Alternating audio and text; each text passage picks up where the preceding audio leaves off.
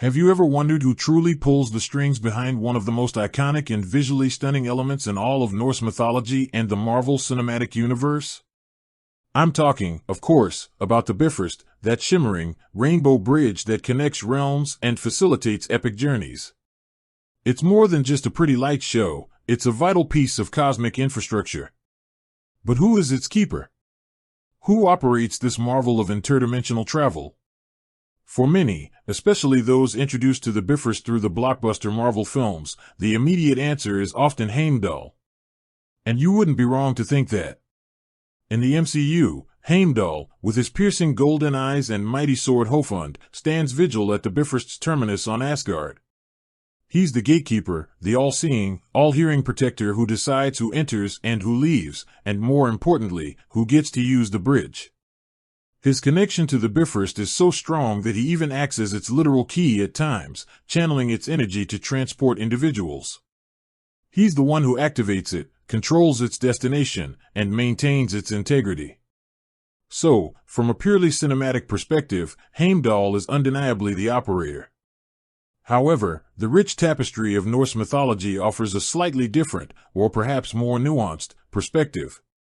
While Heimdall is indeed the watchman of the gods, stationed at the end of the Bifrost, known in Old Norse as Bifrost or Bifrost, his role isn't necessarily that of an engineer or a switchboard operator.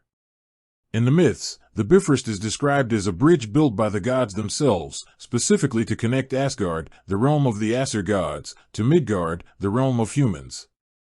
It's a divine construction, imbued with immense power and guarded by Heimdall, who blows his horn Gyllerhorn to signal the onset of Ragnarok.